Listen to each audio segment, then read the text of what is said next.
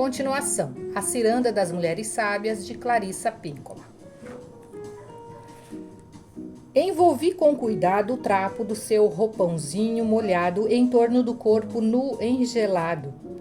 Instalei-a devagar na cadeira, joguei os cobertores molhados por cima do meu ombro como se estivesse indo trabalhar num acampamento de mineração. E com os olhos passando assustados da esquerda para a direita, para baixo e para trás, corri com a cadeira de rodas fazendo voar borrifos de neve derretida e entrei de novo no prédio baixo de tijolos de adobe. Sempre excessivamente aquecido.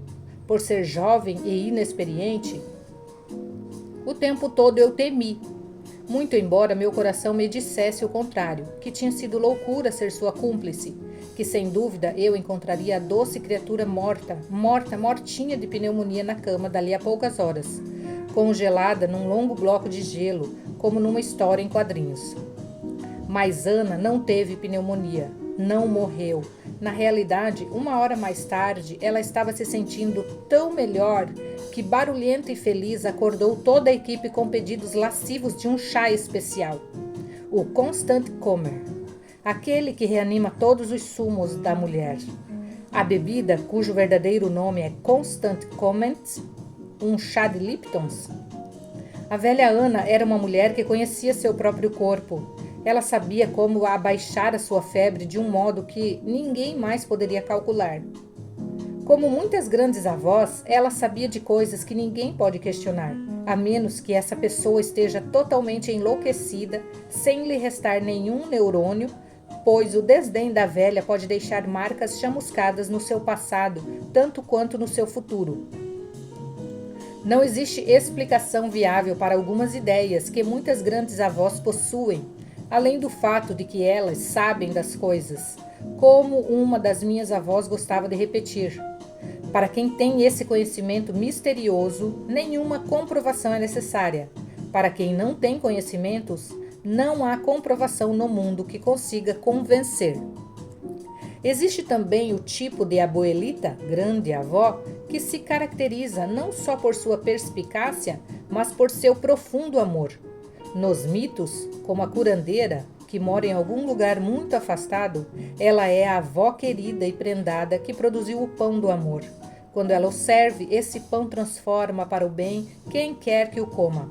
É comum que ela tenha desenvolvido a imposição de mãos de uma forma que transforma com seu amor as pessoas que ela toca.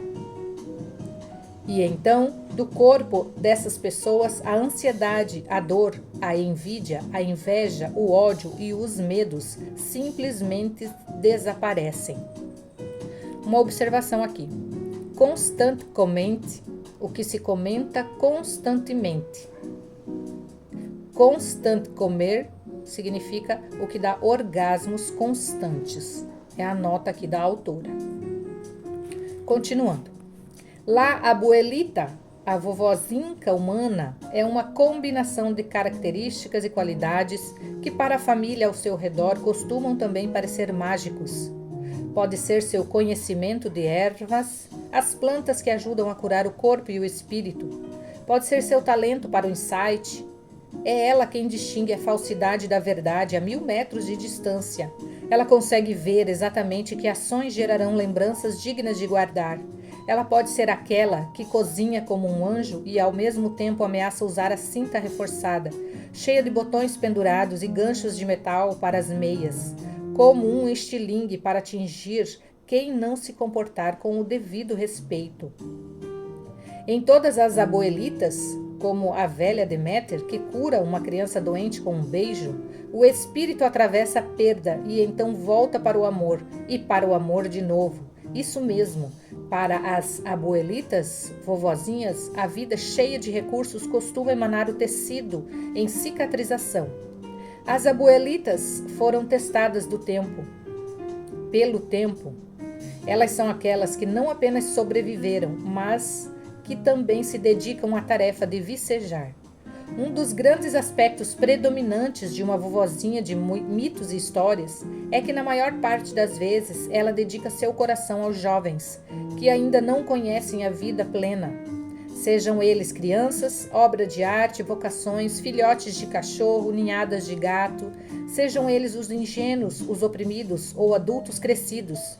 Por maiores que tenham sido as destruições sofridas, por maiores que tenham sido os golpes ao seu cerne, as avós ainda consideram que o amor profundo é a maior cura e o objetivo supremo, o maior cultivador da alma. As boas avós dos mitos e contos de fadas não se esquecem das feridas nem do que as provocou, e elas ainda se propõem a proteger tudo que tenha sido ferido. Por quê? Porque elas representam o que protege a luz do amor nesse mundo. Elas acreditam que uma pequena vela, aquela única velinha brilhante do amor no seu coração, pode manter o mundo conturbado e iluminado de um modo que faça diferença. Elas creem que, se parassem de fazer brilhar a luz do seu coração antes que estivesse encerrado o seu tempo na terra, o mundo ficaria escuro e morto para sempre. Nem pense em discutir com uma velha avó dessas sobre seu amor imperecível. Ela pode ser uma das ferozes que, com perfeito insight, insiste que chegou a vez de você começar, terminar ou começar de novo.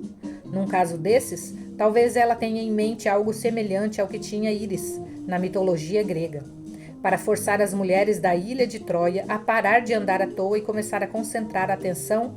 Íris incendiou suas naus frivolamente aparelhadas. Então as mulheres precisaram defender sua posição e começar, consertar, criar e terminar suas obras brilhantes e significativas.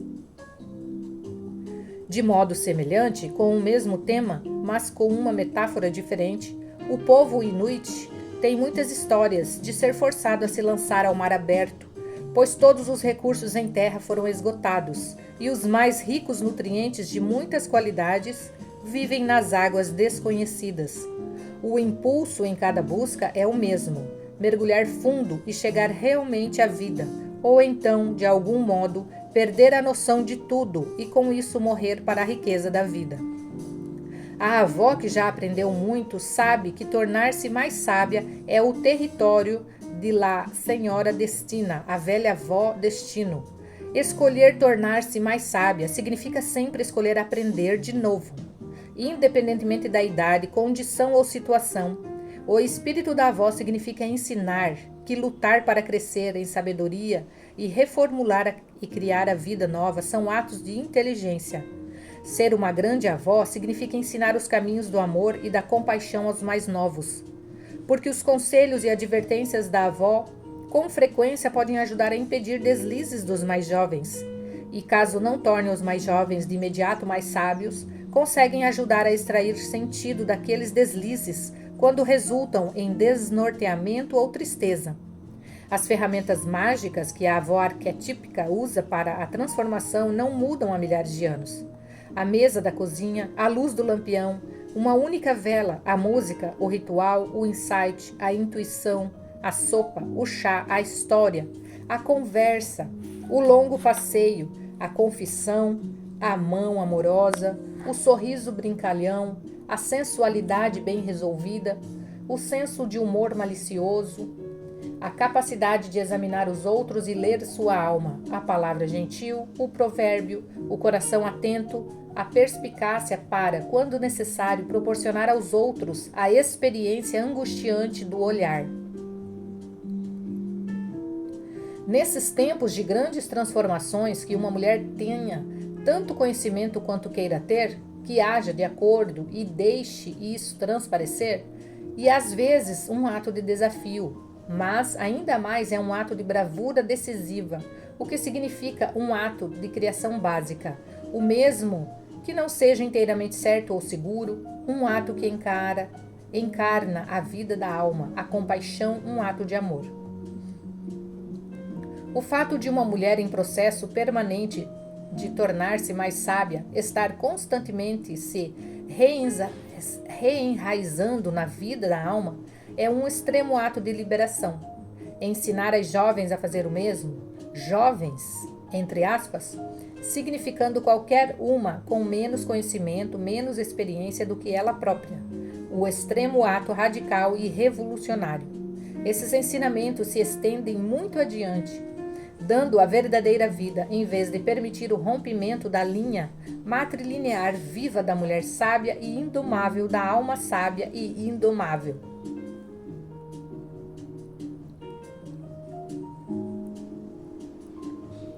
A história da contadora de histórias. Em algum ponto na sua genealogia há pessoas semelhantes àquelas sobre as quais vou falar. Você é a herdeira. Mesmo que não tenha as conhecido, que nunca tenha se encontrado com elas, suas ancianas, suas sábias antepassadas existem. Todas nós pertencemos a uma linhagem longuíssima de pessoas que se tornaram lanternas luminosas a balançar na escuridão, iluminando o próprio caminho e os passos de outras. Elas conseguiram isso por meio da decisão de não desistir, por suas exigências de que o outro sumisse de sua frente, por sua atitude previdente de esperar até que o outro não estivesse olhando, pela sabedoria de ser como a água e descobrir como passar pelas menores fendas, ou por sua tranquila determinação de abaixar a cabeça e simplesmente pôr um pé diante do outro até conseguir chegar onde quer. Suas luzes continuam a oscilar no escuro, através de nós, pois, como uma única tirinha de palha, podemos acender nosso fogo a partir do fogo delas, ter inspirações a partir das suas inspirações. Nós somos as herdeiras. Desse modo, nós também aprendemos a passar oscilantes pela escuridão. Uma mulher assim iluminada não consegue encontrar o próprio caminho à luz de uma vela ou à luz das estrelas sem também lançar luz para outras. Quando eu era menina, imigrou para a minha vida um grupo de velhas que já eram as velhas mais perigosas que eu já tinha visto, pois quando foram torturadas por forças e poderes maiores do que elas, quando foram capturadas, aprisionadas, sob ordem de definhar, morrer, extinguir-se, em vez disso, elas viveram através da luz da sua alma.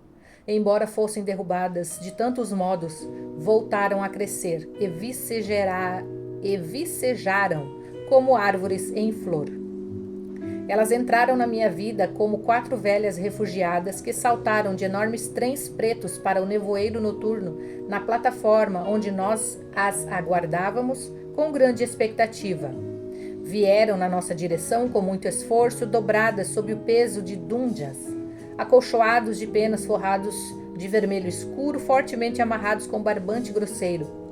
Carregavam pesadas malas pretas e de madeira tingida, presas por cordas sujas aos seus ombros.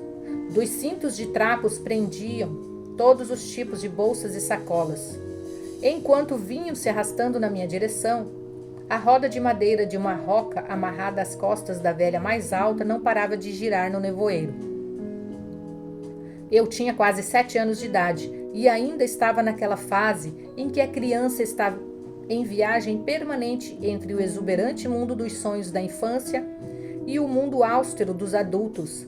Lembro-me de ter achado que aquelas velhas enormes que atravessavam com perseverança nas plataformas, todas elas pareciam papais noéis, em trajes escuros, avançando pela fumaça. Logo me dei conta que tinham essa aparência porque, além de todas as trouxas e malas, elas estavam usando todas as roupas que tinham. Saia esfarrapada por cima de saia terrivelmente esfarrapada. Blusa rasgada por cima de blusa manchada. Todas as meias sem seu par, todos os aventais puídos. Essas eram as idosas da família do meu pai adotivo. Eram as velhas que tinham sido perdidas e espalhadas por toda parte, da Hungria à Rússia, durante a Segunda Guerra Mundial e depois dela. As que tinham sido enterradas em campos de trabalhos forçados, tendo sido arrastadas da minúscula fazenda de 150 anos da família e forçadas a se esconderem em buracos no chão, a ir para campos de deportação de papelão molhado, para os trens da fome impregnados de urina e excremento e para lugares ainda piores. Agora, depois de passarem meses nos campos, o nariz e as bochechas das velhas ainda estavam feridos dos muitos dias de marcha, caminhando, mancando, encurvadas, levantando peso e o deixando cair, debaixo de um sol implacável, sob os olhos de guardas e vigias, quase sempre nervosos e enlouquecidos pela raiva. A algumas dessas mulheres faltavam partes dos dedos, dos pés e das mãos, alguns por ferimentos a tiros, outros por congelamento. O cabelo delas era comprido e fino, mostrando o couro cabeludo queimado pelo sol, como se elas estivessem sofrido alguma radiação. Era resultado da desnutrição e, como diziam, de tudo o que tinham testemunhado. Ver velhas famintas e sobrecarregadas irromperem a correr é impressionante. E, no entanto, essas velhas refugiadas estavam exultantes quando se lançaram nos braços do meu pai. Embora haja quem possa dizer que eu era pequena, e sem a menor dúvida, foram as velhas que me envolveram nos seus braços. Pela minha lembrança, fui eu quem as abracei todas juntas nos meus braços e que, Inês, dei um abraço apertado por muito, muito tempo. Tudo com muito choro, murmúrios e muitos afagos no rosto, no cabelo e nos ombros. Elas achavam que sua vida estava sendo salva por nós, que por vir para a América, elas poderiam lavar todos os seus ferimentos na milagrosa terra negra do norte do meio-oeste, que uma vida de paz poderia recomeçar. Elas não sabiam que também tinham vindo para salvar a minha vida. Não sabiam que eram a chuva perfeita, longa e profunda, pela qual uma criança em processo de ressecamento anseia. Elas nos trouxeram riqueza unicamente por sua existência, muito embora tivessem sido arrancadas da amada terra natal dos seus antepassados, tivessem perdido filhos e maridos, tivessem sido despojadas dos seus ícones, da satisfação pelo pano branco que teciam, dos seus locais de culto, da vida das suas aldeias como elas as conheciam, tivessem sido destruídas do simples conforto da floresta ancestral, na proximidade na qual viviam e de todas as suas plantas medicinais.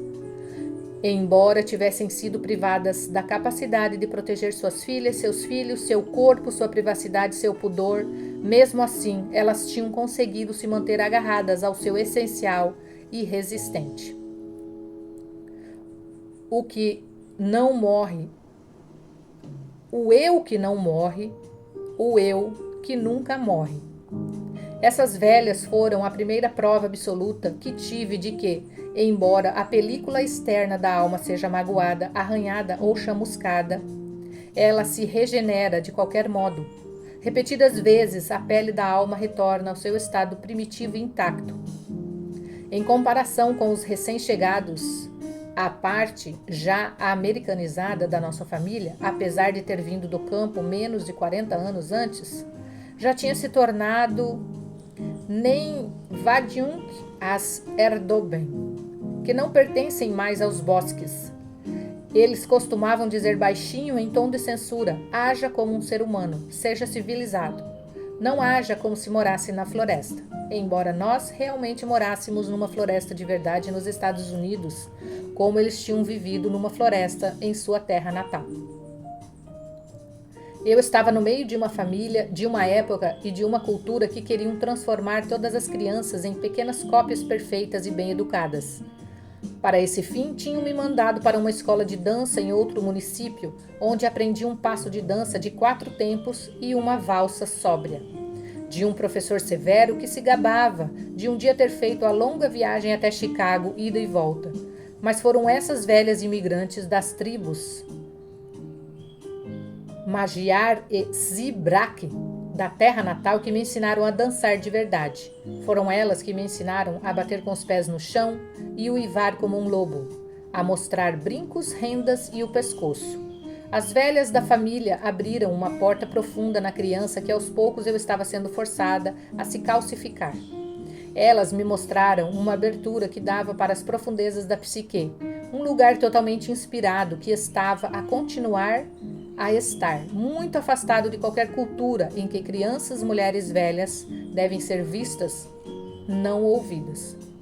Elas me revelaram as camadas psíquicas em que era possível estar constantemente animada por ideias, invenções e pela perseverança de viver uma vida caracterizada por aquilo que se poderia chamar de racionalismo apaixonado, uma vida repleta de paixão e impregnada de razão.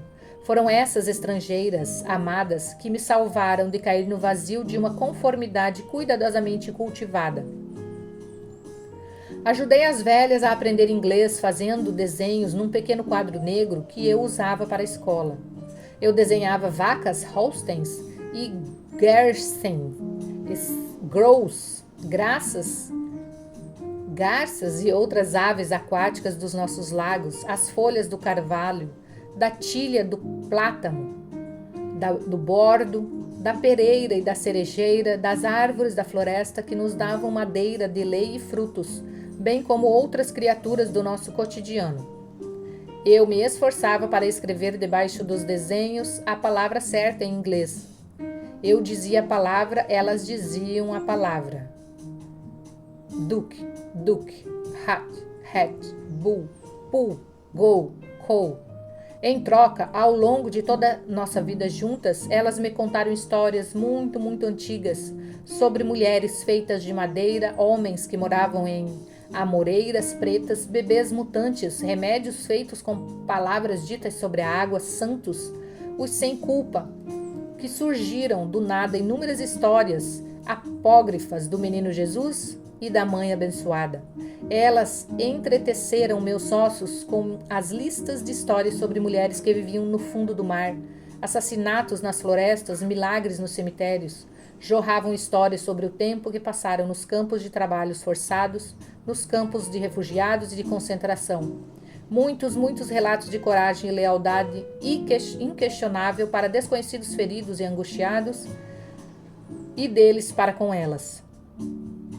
As velhas tinham muitos anos de prática numa imensa variedade de ofícios das mãos: fiar, tecer, tingir, bordar, crochetar, fazer renda, tricotar, acolchoar, fazer filé, plantar, colher, arrancar, fazer conservas, moer, queimar, tornear, semear, ver e curar.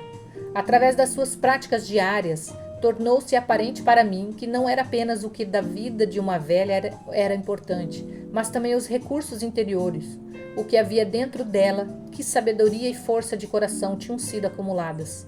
Parte semeada de propósito, parte trazida pelo vento, mas tudo colhido com consciência. Em todos os seus trabalhos e ofícios, as velhas falavam de como era importante questionar a vida insossa e os chamarizes da ganância do consumo, e até necessariamente resistir a eles. Elas acreditavam que não era só nosso dever, mas também nossa função e prazer pôr em perigo toda a tirania, detonar todos os poços obstruídos, desafiar todas as ordens e normas que pudessem prejudicar ou arrasar nosso espírito, ou esvaziar nossa esperança. Porque tinham enfrentado a mais difícil das vidas. Eu acreditava nelas. Quando estávamos juntas, éramos Erdoben, dos bosques, entre aspas. De novo. Essas velhas não permaneceram poladas, sem noção, envenenadas, destroçadas, deixadas para viver ou morrer, só contando com o ar. Seus instintos para as estações, para a vida e a ação ética estavam intactos. Embora eu não queira dizer que sua vida fosse um mar de rosas, pois elas tinham pesadelos terríveis e passavam por períodos inesperados de profunda agitação e de uma tristeza indizível. Mesmo assim, elas conseguiam fazer mais do que apenas suportar, sob o efeito da generosidade e da oportunidade de ser generosa, uma impressionante combinação para um elixir de cura. Elas desabrochavam. Para seu tempo e ainda para o nosso, como quer que encaremos, para mulheres que tinham sido arrasadas sob tantos aspectos, de quem se esperava que permanecessem prostradas, que até receberam ordens para tanto, que tiveram sal espalhado pela terra ao seu redor, que foram arrebanhadas, dizimadas, incineradas, expulsas, descartadas como lixo, elas eram perigosas de fato, porque voltaram a crescer e não pararam de voltar a crescer. Elas reivindicaram um lugar na sua sociedade, essencialmente qualquer lugar que desejassem, pois não queriam esperar, implorar, nem precisar adular para que alguém, a família ou a cultura, lhes concedesse esse lugar. Elas traçavam um círculo, entravam nele e diziam: estou aqui. Se vocês quiserem proximidade, fiquem perto de mim. Se não, afastem-se, porque nós vamos avançar. Acredito que fossem capazes de agir assim porque eram justas e generosas na maior parte das ocasiões, e porque não deram muita atenção ao cultivo de lamúrias ao longo da vida. Elas esclareciam as coisas como os outros quando era necessário, mas nunca escondiam nem disfarçavam seus sentimentos de constante perdão e amor. Bastava que lançassem o olhar e as pessoas se espalhavam às pressas, ansiosas para cumprir suas ordens. Bastava que estendessem os braços e as pessoas vinham correndo para o abraço. Elas tinham seus pontos fracos e eram, como a maioria dos bons idosos, perfeitas em sua imperfeição. Mas também eram justas, daquele tipo de justiça compassiva que resulta de terem sido alvo de tratamento implacável. Naquela época eu acreditava como criança e acredito hoje como psicanalista e mulher mais velha que se você viver sua vida profundamente a seu próprio modo e da melhor forma possível, sua vida passa a ser não apenas um exemplo, mas um banquete para outras, uma abundância que, entre os justos e plenos de coração, há de voltar para você multiplicada por 1000.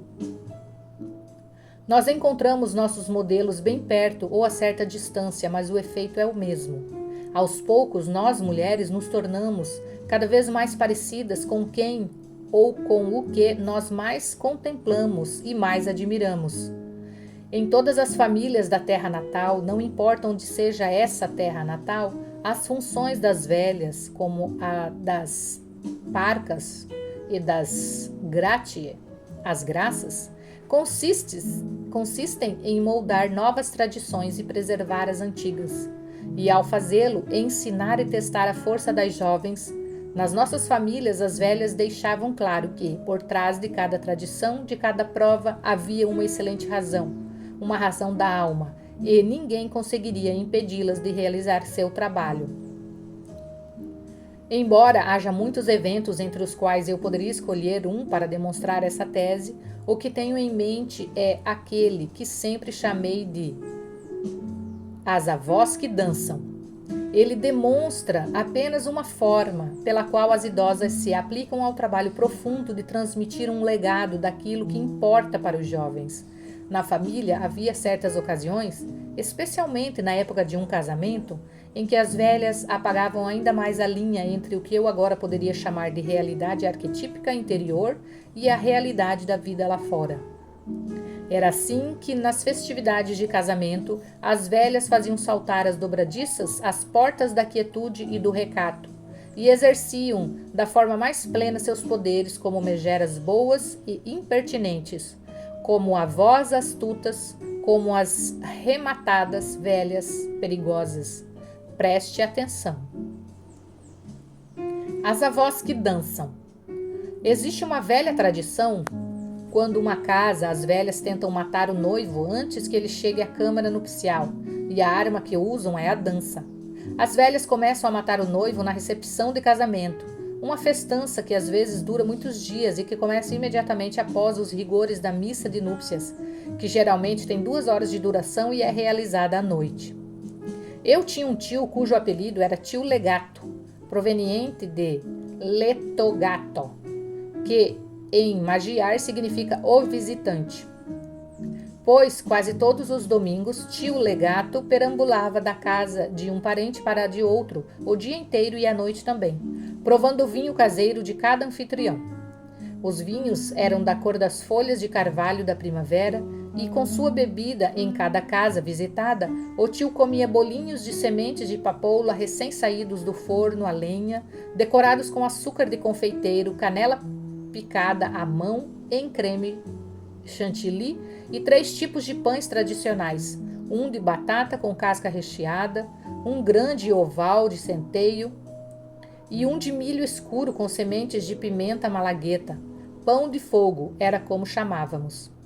Esse tio, que insistia que no passado distante a missa era uma festividade pagã de cantos e danças que durava 7 dias, e que a Igreja Romana condensara para menos de 1 hora para atrair os supostos infiéis para uma religião nova e sem esforço. Mas, segundo meu tio, a Igreja tinha se esquecido e também deixado de fora a parte mais importante, a da dança. Mas não se preocupe, vociferava meu tio. Nós, da tribo, somos os guardiões dos antigos costumes. E lá seguia ele dançando ao som da música, segurando numa das mãos uma garrafa verde escura de vinho caseiro, enquanto com a outra abanava o chapéu preto de aba com a sua faixa de cravos vermelhos. Na nossa família, as recepções de casamento começavam com elegância e grande moderação. Mas fosse pelo vinho, fosse pela música dos velhos tempos, elas logo pareciam um pandemônio. Depois de tanto comer, beber e dançar, os homens afrouxavam as gravatas, as mulheres amarravam o cabelo no alto e as solas das meias das crianças ficavam negras de escorrer pelas tábuas desgastadas do assoalho de pista da pista de dança.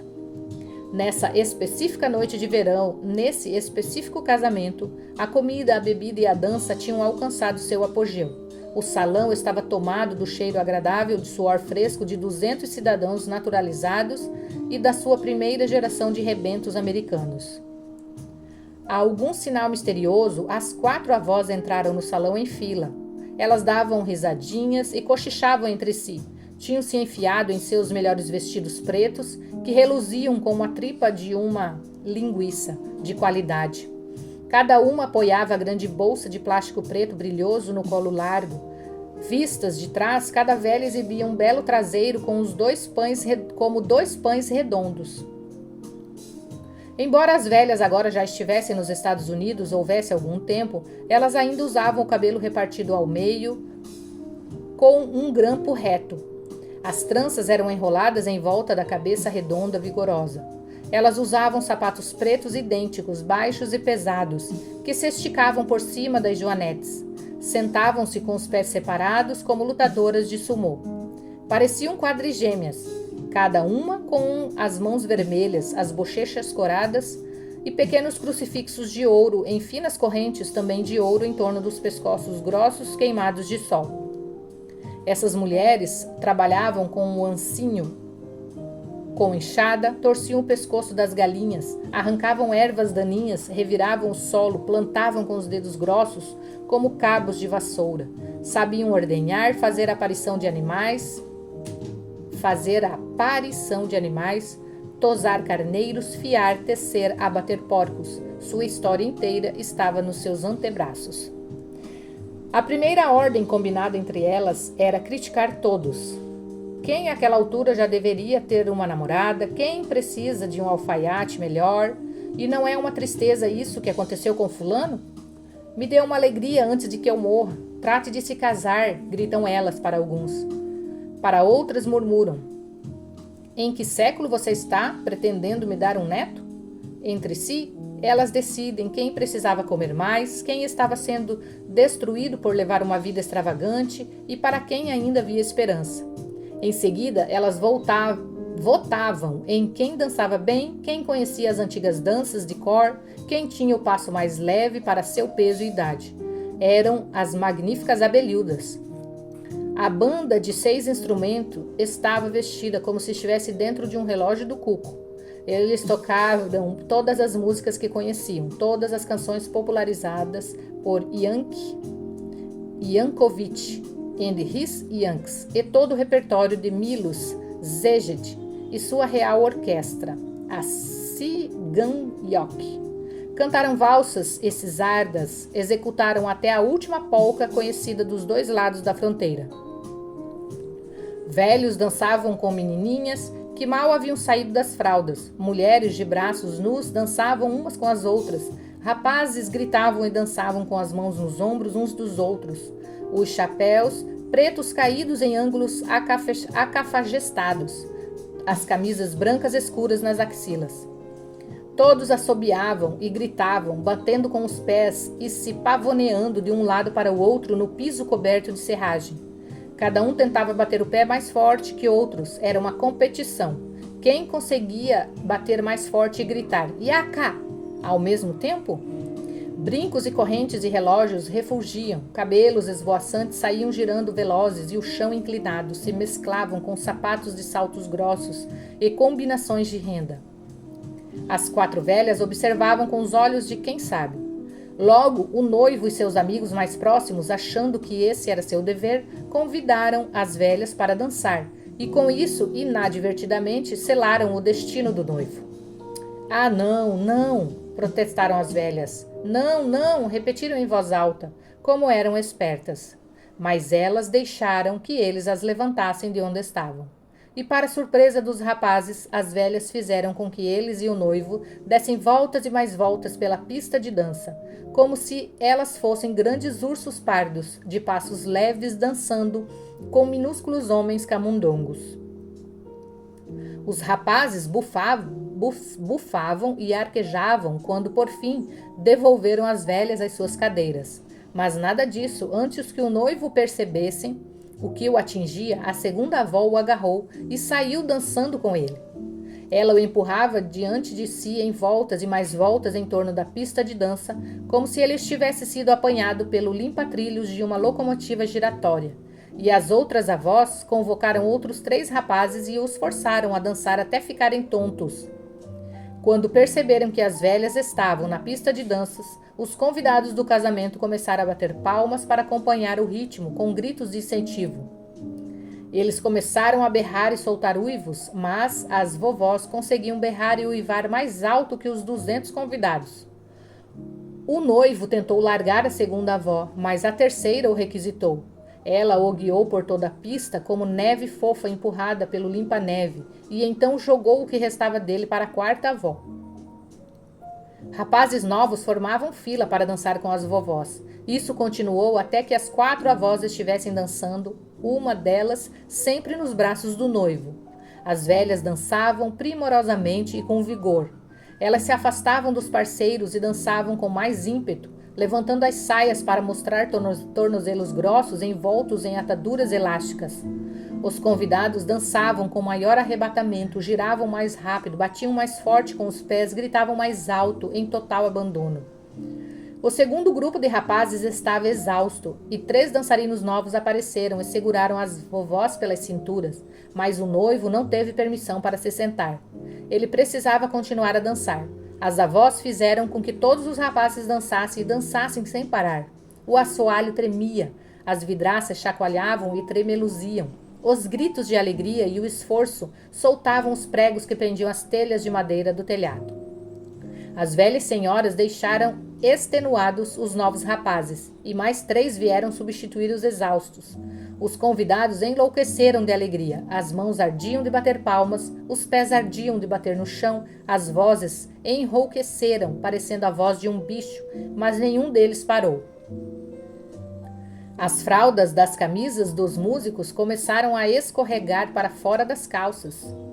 O conjunto inteiro pulava de um palco para o outro, dançando loucamente enquanto um homem tocava uma flauta, outros batiam em tambores, tangiam cordas, percutiam o cimbalom e deslizavam o arco para frente e para trás no violino. O acordeonista tocava pura loucura em seu enorme instrumento de ébano e madrepérola, com um acabamento de fole em prata. Ele se deixou cair sobre apenas um joelho, a boca aberta, olhos fechados, a cabeça ligeiramente pendente, afagando as teclas de marfim, pressionando os botões do seu acordeão, num trêmulo êxtase religioso. As velhas derrubaram 24 rapazes, 25, incluindo-se o noivo. Quando a música finalmente cessou aos estreortes, as 4 avós voltaram, empertigadas como pombas com o papo cheio de ar, para suas cadeiras dobráveis, com largos sorrisos e fazendo que sim uma para as outras. Majestosas, elas se deram a levantada de sobrancelha. Tiraram do busto volumoso lencinhos de crochê e delicadamente enxugaram uma leve transpiração. Os outros participantes da festa, com rios de suor escorrendo pelo rosto e pelo corpo, não paravam de bater palmas. O noivo, com a boca frouxa, as pernas moles, foi seguindo em zigue-zague até o bar. Os amigos riam enquanto o mantinham em pé, segurando-o pelos passados de cinto. Ele seguia entre eles como um casaco numa vassoura. Será que passei? Ainda estou vivo? Sentia vontade de vomitar. A mais velha das avós consultou as outras idosas. Sim, concordaram todas. Chamando a noiva para perto, a noiva estava linda, com um belo paninho branco de renda enfeitado com pérolas. Disseram-lhe em confidência. Anjinho querido, esse garanhão seu noivo? O sexo com ele sempre será bom. Sabemos que é verdade porque nós o testamos para você. As velhas jogaram a cabeça para trás, mostrando os dentes de ouro e uivaram em perfeita harmonia, quase caindo das cadeiras. A noiva corou de felicidade toda cor-de-rosa e dourada. O conjunto começou então uma valsa lenta e os casais encheram a pista de dança, incluindo o noivo quase morto e a noiva que o amparava. Nos olhos de todos havia aquele ar embaçado de nunca vou me esquecer desta noite, pois todos, desde as criancinhas, as mães e pais, os primos, tios e tias-avós, até os avós e mesmo os lobos solitários, especialmente os lobos solitários da família, tinham sido contagiados com o vigor da velhice. Ninguém que testemunhasse o vigor, a alegria e a esperteza das velhas poderia jamais adoecer só por conta da idade, nem se deixar abater pela ideia de que o envelhecimento era um período de tristeza. Todos souberam que uma vida boa, decente e profunda os aguardava nos anos futuros. Embora eles percebessem que poderia haver tristezas, decepções e talvez invalidez.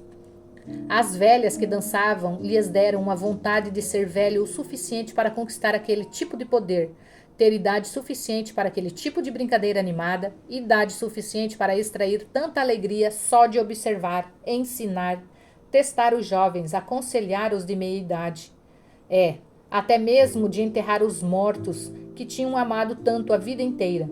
Viver tempo suficiente para contar todas as histórias, que coisa admirável. Ter idade suficiente para receber tanto, em troca de tanto que se deu aos outros.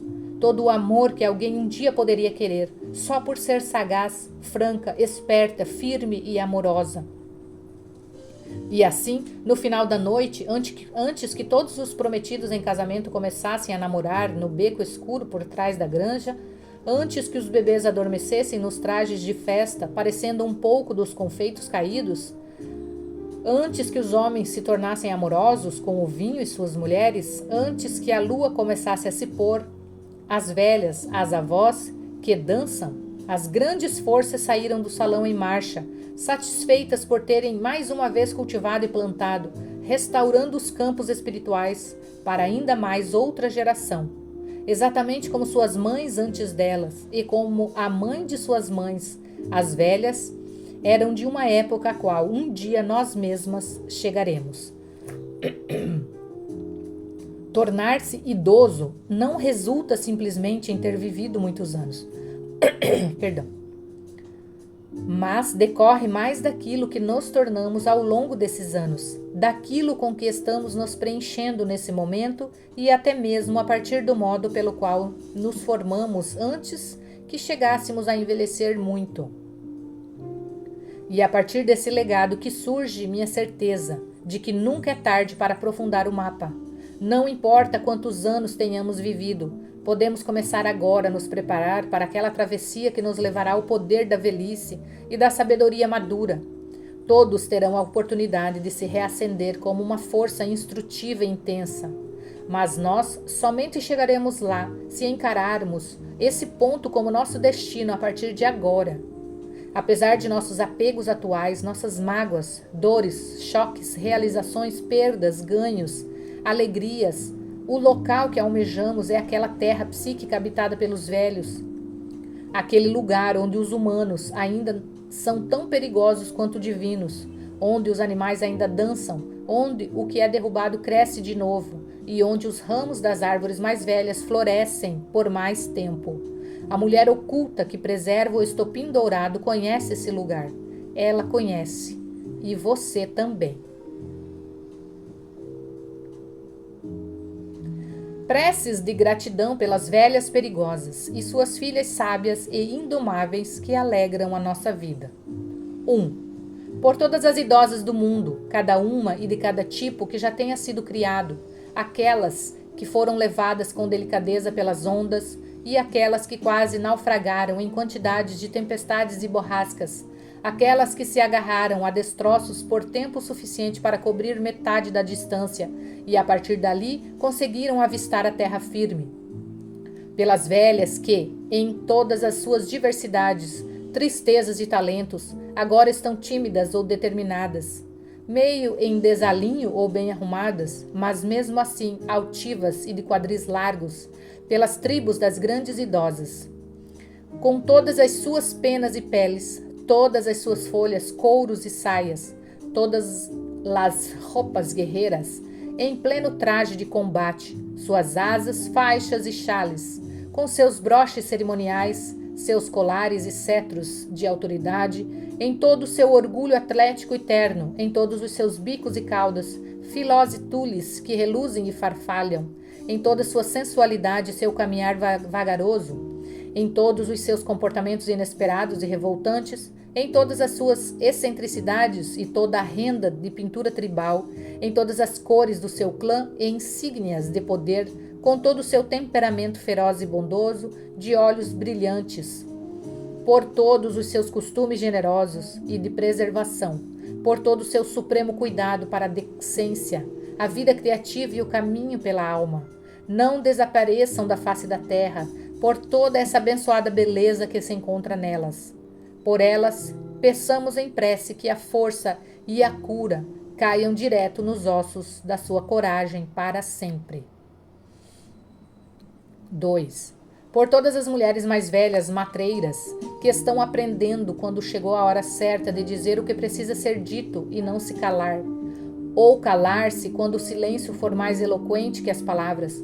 Por todas as velhas em formação que estão aprendendo a ser gentis quando seria tão fácil ser cruel, que conseguem ver quando podem cortar, quando for necessário que um corte afiado e limpo, que estão praticando a arte de dizer verdades totais com total compaixão, por todas as que rejeitam as convenções e preferem apertar as mãos de desconhecidos, cumprimentando-os como se os tivesse criado desde filhotinho e os tivessem conhecido desde sempre, por todas as que estão aprendendo a chacoalhar os ossos, balançar o barco e a cama, além de acalmar as tempestades, por aquelas que são as guardiãs do azeite para a lâmpada, que se mantêm em silêncio no culto diário, por aquelas que cumprem os rituais, que se lembram de como fazer fogo a partir da simples pederneira e paina, por aquelas que dizem as antigas orações, que se lembram dos símbolos, das formas, das palavras, das canções, das danças e do que no passado os ritos tinham o objetivo de instaurar,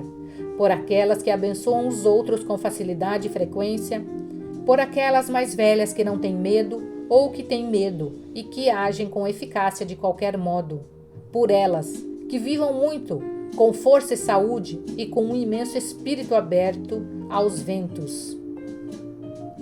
Pelas avós nas cozinhas, de cujas mãos, corações e mentes vêm muitos tipos de alimento, doces, agridoces, fortes, suaves, picantes, alimentos que perduram na alma, muito depois do primeiro registro do sabor na mente.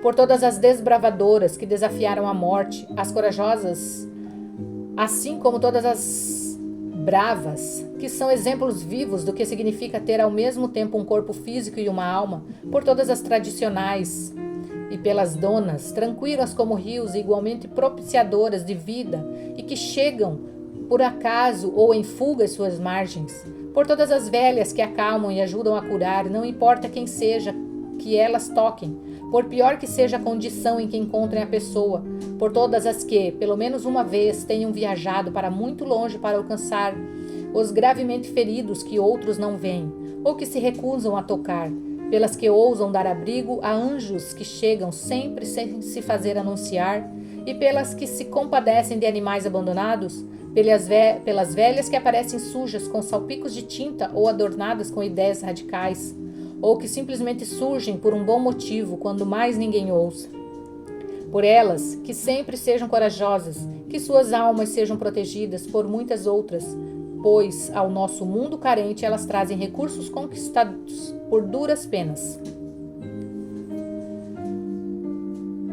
Por todas as tias perspicazes e todas aquelas que se postam como avós guardiãs para qualquer alma necessitada, por aquelas que acolhem filhas e filhos, de sangue ou não, com a mesma facilidade e compatibilidade com que as flores acolhem as abelhas. Pelas queridas, ou seja, aquela mulher mais velha que seja amada pela mais jovem, 5 segundos mais jovem ou 1000 anos mais velha, não importa. Por todas as idosas que estão tecendo uma vida vigorosa, preenchendo a trama com no mínimo um fio de ousadia, 2 fios de impetuosidade e 3 de sabedoria. pelas anciãs que com veemência perdoam, desembaraçam, fazem expansões inspiradas, desvios, recuos e consertos na vida e nos seus relacionamentos, para que almas menos experientes vejam e aprendam a fazer o mesmo e sem constrangimento. Por todas as mulheres das raízes, todas as velhinhas das igrejas com suas coroas fabulosas, todas as que usam rena e sares para cobrir a cabeça na presença dos mais velhos e do sagrado, as que usam a mantilha, que carregam o rosário, todas as que usam túnicas nos tons de açafrão e do marrom avermelhado, por todas as que usam o dharma como seu traje principal para todas as ocasiões, por aquelas que usam o antiguíssimo hijab, e as que puxam o sagrado talit franjado por sobre a cabeça para estar mais uma vez na tenda da antiga Sarai, por aquelas que usam o solidel feito de contas e pelas que usam o arco-íris e chuvas de estrelas na cabeça e arrumam o cabelo no formato de flores de abóbora, por todas aquelas em montes sagrados e em cachoeiras, em florestas, em templos feitos de terra e lama, todas aquelas na igreja, por baixo da igreja, todas as idosas ainda capazes de visitar a diminuta catedral rubra do coração, por todas essas mulheres das raízes que imploram por paz, por amor, compreensão e que agradecem e louvam com tanto fervor, que flores brancas praticamente se abram acima de sua cabeça quando estão rezando. Por elas, que continuem sempre a nos ensinar a amar este mundo e todos os seres que nela estão, das formas que mais importem para a alma. Por todas as inteligentes e corajosas, as grandes mães, por todas as robustas mães e humildes mulheres que se casaram com o próprio amor e deram à luz a 5 filhos submissos chamados paz, esperança, sagacidade, interferência e impetuosidade, por aquelas reverenciadas que derramaram dentro de nós 20, 30, 40, 50, 60, 70 e 80 anos de vida, que derramaram um rio de conselhos, advertências, que enfiaram no nosso bolso mapas do tesouro dobrados para levarmos ao entrar na selva, pelas que nos desafiaram, nos instigaram, cutucaram e empurraram, as ações exatas para nos fazer crescer na direção dos caminhos exatos, para que pudéssemos cultivar mais nossa alma, por seus afagos carinhosos, seus olhares ternos, seus estranhos jeitos de nos incentivar a inovar e ter tanta coragem quanto elas, por seus murmúrios no nosso ouvido. Não tenha medo, estou com você, não desanime, siga em frente, brilhe, agora, abaixe-se agora, e não assim não vai funcionar.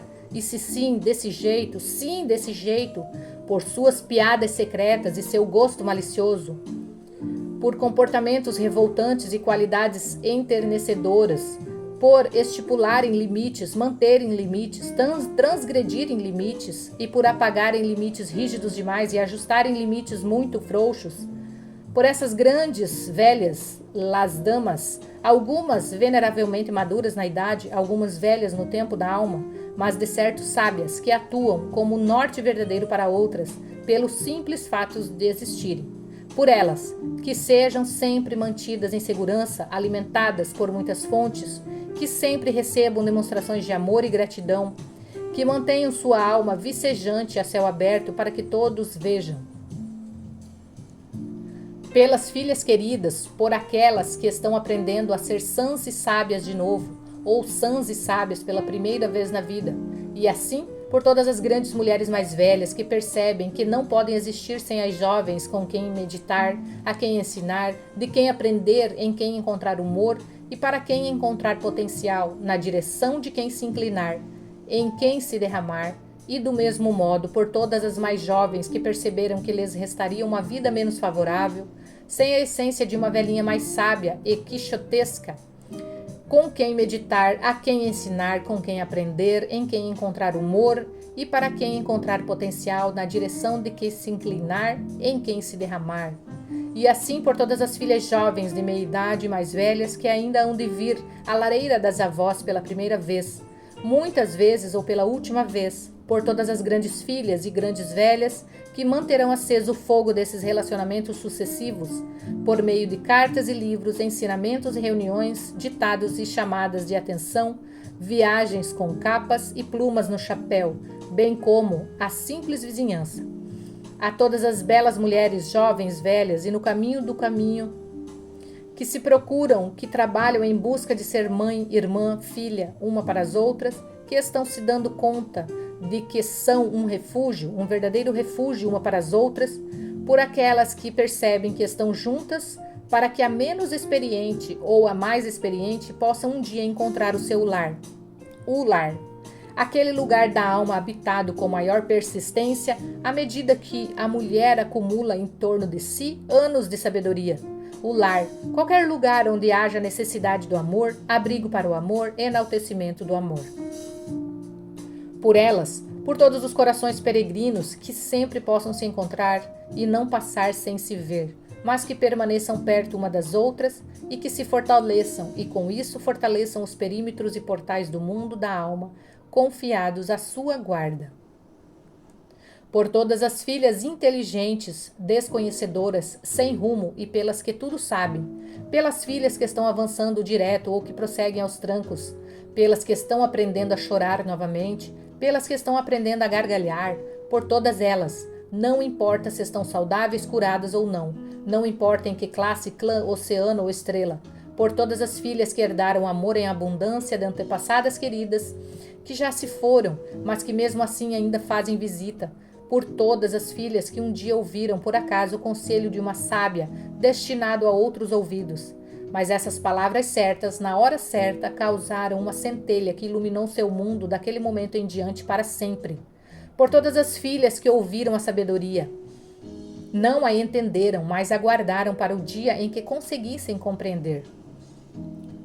Pelas filhas que remam sozinhas e cujas antepassadas escolhidas foram por necessidade encontradas em livros queridos, em imagens norteadoras captadas no cinema, na pintura, na escultura, na música e na dança. Pelas filhas que absorvem o bom senso e as atitudes necessárias trazidas por espíritos da sabedoria, ásperos e evanescentes, que aparecem em sonhos noturnos, pelas filhas que estão aprendendo a escutar a velha sábia da psique, aquela estranha sensação interior de nítida percepção, de audição, noção e ação intuitivas. Pelas filhas que sabem que essa fonte de sabedoria interior é como a panela de mingau dos contos de fada, que por mágica nunca se esvazia, por mais que se derrame seu conteúdo. Por elas, abençoadas sejam suas belezas, tristezas e buscas, que sempre se lembrem de que perguntas ficam sem respostas até que sejam consultados os dois modos de enxergar, o linear e o interior.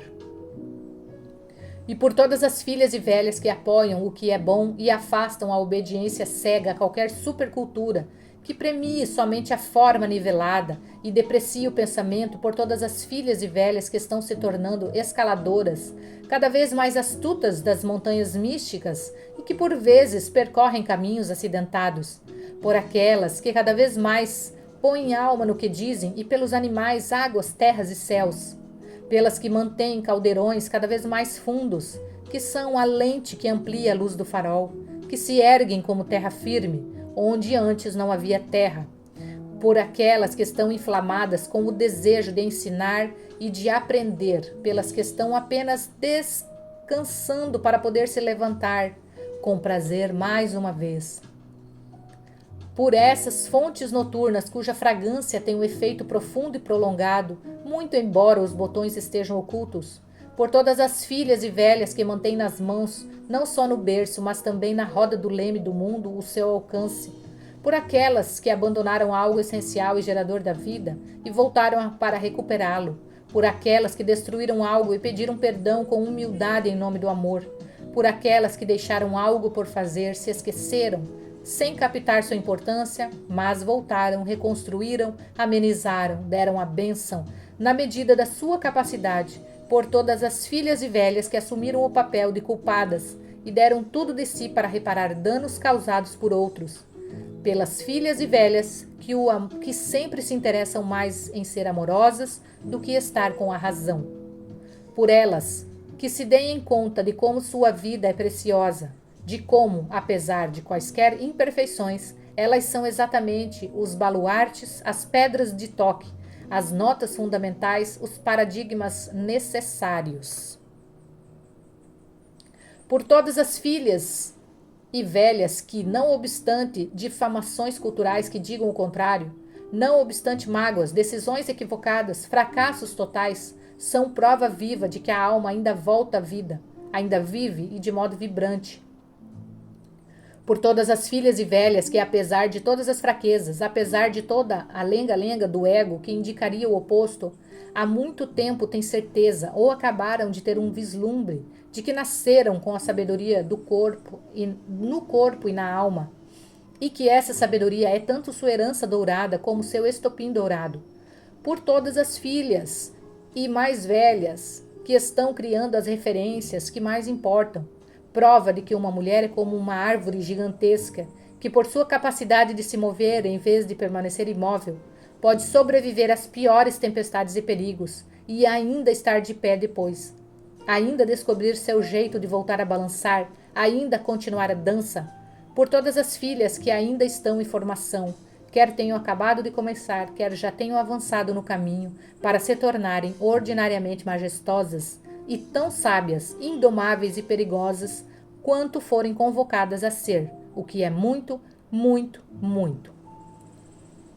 Por elas, por todas nós, grande avó e grande avó, grande neto, grande neta, grande avô, da mesma forma que todos nós nos aprofundemos e vicejemos, que criemos a partir das cinzas, que projetamos aquelas artes, ideias e esperanças que não podemos permitir que desapareçam da face da terra. Por tudo isso, que vivamos muito e nos amemos uns aos outros, jovens enquanto velhas e velhas enquanto jovens, para todo sempre.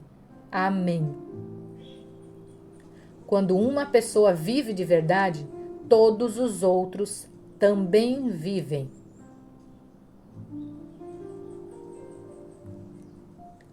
Biografia secreta. Quando eu era menina, meus sapatos nunca serviam. Bolhas de um rosa vivo nos calcanhares, não me lembro. Será que meus sapatos eram muito apertados ou eram grandes demais? Com o chapéu nas mãos, os coitados dos meus pais perguntavam ao médico: tudo certo com ela? Problemas com os pés, dizia o médico. O defeito é grave. E assim meus pais gastavam seu dinheirinho em sapatos reforçados para os pés defeituosos. O médico ameaçava. Ela nunca mais pôde andar descalça. Nos sapatos de chumbo, eu acidentalmente atingia o lado de dentro dos tornozelos ao correr ou andar. Os sapatos faziam meus joelhos baterem um no outro, com os ossos estalando, os tornozelos sangrando, mas sem aqueles sapatos, sem nenhum sapato, os cachorros e eu corríamos como o vento. Toda criança tem uma vida secreta longe dos adultos, e assim, no verão ou na neve, não fazia diferença. Eu escapulia para uma das verdes salas do trono na floresta, e lá desatava os 1000 cordões dos sapatos de ferro, fazia força para abrir os canos altos e duros, e arrancava aqueles sapatos de 200 quilos que poderiam atingir e matar uma mula. E então eu ficava ali sentada, uma menininha cantando alto, lá, lá, lá, lá, lá, enquanto meus pés balançavam descalços a escutar. Forçada de volta aqueles sapatos ano após ano, foi então que comecei a planejar amputar meus pés. Só para ver o médico desmaiar, só para refletir sua visão brutal de como deveriam ser pés sem defeito. Não andará direito pelo resto da vida, disse ele. É grave, muito grave, disse ele. Uma vez ouvi uma mãe rica dizer à filha, toda arrumadinha num banheiro público, onde se pagava 10 centavos para usar o sanitário limpo, em vez do sujo: não deixe seus pés se alargarem. Use sapatos o tempo todo. Quando for dormir, não tenha pés comuns, aconselhou a mãe. Fiquei cismada. Mas o pé comum é tão bom. É tão bom ele ser comum, não é mesmo? Não, ela não tem arco nenhum, disse o médico. É grave, muito grave, disse ele. Aqueles sapatos de ferro para impedir meu arco de tocar o chão. Como uma índia de pés chatos, disse ele. Meus antepassados, murmurei. Eu sou uma índia de pés chatos, disse eu, e mais tarde, já adulta, ao ver minhas ancestrais e seus pés de solas gordas, eu soube que meus pés foram criados para andar por campos de lavoura, para cobrir quilômetros na terra batida do escuro, para ingerir nutrientes da terra, direto através das solas, e para andar empertigada, deslizar e girar na roda de dança. Mas naquela época, nas chamadas boas maneiras do interior, os pés das mulheres costumavam ser criados para tornarem-se pequenos sacrifícios humanos, mantidos pequenos demais, não sem peias, mas de certo modo sem pés. Incapazes de correr morro acima, morro abaixo ou fugir. Revela-se que era exatamente esse o objetivo. Mas meus pés fugiram comigo. neles de qualquer modo, e hoje nada de sapatos reforçados para me fazer andar direito, pois com eles ou sem eles não importa. Eu nunca andei direito, até mesmo hoje, seguindo pela rua, eu dou uma guinada, de repente querendo ver alguma coisa, me juntar àquela marcha, recuperar essa noite, falar com alguma pessoa ou com algum bicho. Fazer um desvio até uma flor que cresce através das pedras, abaixar para falar com uma criança sobre ocupação importantíssima, de caçar coelhos para obter créditos acadêmicos ou só para balançar diante de um amado. Meus pés e pernas pertencem àquele que dança, que também possui meus quadris, e os sapatos corretivos não corrigiram nada. Que fosse mais necessário para minha alma. Todos os ritmos mais importantes e jeitos de parar e os passos longos permaneceram sem conserto. Agora, acho que os sapatos talvez sejam uma das minhas formas cruciais de arte. Espero que por fim seja aceitável, que eu com frequência use os tipos de sapatos mais descabidos e às vezes irreverentes, que sejam possíveis. Por favor, posso ver os pretos com rosas vermelhas, aqueles com tiras que se enrolam e se enrolam no tornozelo, aqueles que com laços atrevidos no calcanhar, minhas botas de motociclista com biqueira de aço ou mocassins de camurça que me deixam sentir até uma simples semente debaixo da sola? Acho que por fim chegou a hora, e sem consultar qualquer médico, em que posso também andar descalça sempre que possível, para que eu possa realmente enxergar e ouvir. Ser jovem enquanto velha, velha enquanto jovem. Quando uma pessoa vive de verdade, todos os outros também vivem. Notas. Comadre. Em espanhol, esse termo significa algo semelhante a eu sou sua mãe e ao mesmo tempo você é minha mãe. É uma palavra usada para descrever a relação íntima entre mulheres que cuidam uma da outra, que dão ouvidos e ensinam uma à outra, de uma forma na qual a alma está sempre incluída. Às vezes ela é o assunto da conversa e às vezes é com ela diretamente que se fala. Velha perigosa. Cunhei essa expressão, que incluía a palavra dangerous, perigosa, escolhida por seu sentido mais arcaico, de uma época em que dangerous significa proteger e cuidar, ser protegido, ser cuidado, como na expressão I stand in your dangers, eu estou nas suas mãos. Hierosgamos, do grego, matrimônio sagrado entre o humano e o divino, por meio do qual ambos se transformam. Muitos grupos religiosos criaram rituais em torno dessa antiga ideia. Em sua essência, ela significa um casamento de duas forças opostas para que uma terceira possa nascer. Uma terceira perspectiva proveniente da assimilação das duas, uma terceira ideia, energia, um terceiro estilo de vida, decorrente da conjunção do antigo e do moderno, do atemporal e do cronológico. Representações da importante velha sábia e da reluzente mulher mais jovem com sua própria sabedoria vivenciada são opostas na psique feminina. No entanto, esse tipo de oposição significa essencialmente diferente e complementar, em vez de hostil. Quando a alma é separada do espírito, é provável que ela dê origem, na visão restrita do ego, a distorções que vêm do espírito ferido, seus limites e apetites mal direcionados, seus protecionismos e complexos. Jung postulou que o ego era como uma ilha diminuta no imenso mar da psique. Repetidamente vejo em pacientes que, apesar da utilidade e valor do ego para certas questões, ele não foi criado para ser a figura propulsora dominante da psique, mas que a alma e o espírito são. Daí os movimentos da grande nau da psique da meia-idade, afastando-se da vida em que o ego era líder para a vida da alma e espírito, no hierosgamos, na liderança. Grand-mère. Agrada-me muito que algumas velhas digam acerca dessa denominação de avó que ela pode ser compreendida como o grande mar aberto, como em mar, mara, mere, mãe, a fonte da vida, o mar. Íris também usa outro nome, Beroé na Eneida. Racionalismo apaixonado. Já houve quem dissesse que o racionalismo nunca é apaixonado e que a paixão nunca é racional. A meu ver, isso está errado. Uma vida racional digna de ser vivida é profundamente apaixonada.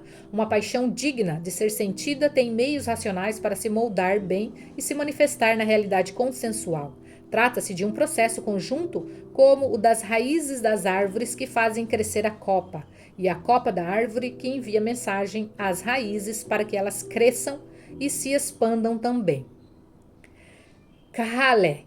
palavra que me foi ensinada por algumas das minhas iranianas há muitos anos, como significado de uma intimidade familiar especial e carinhosa ou afinidade psíquica com outra alma. É semelhante àquela outra bela palavra que mencionei anteriormente, comadre, em espanhol.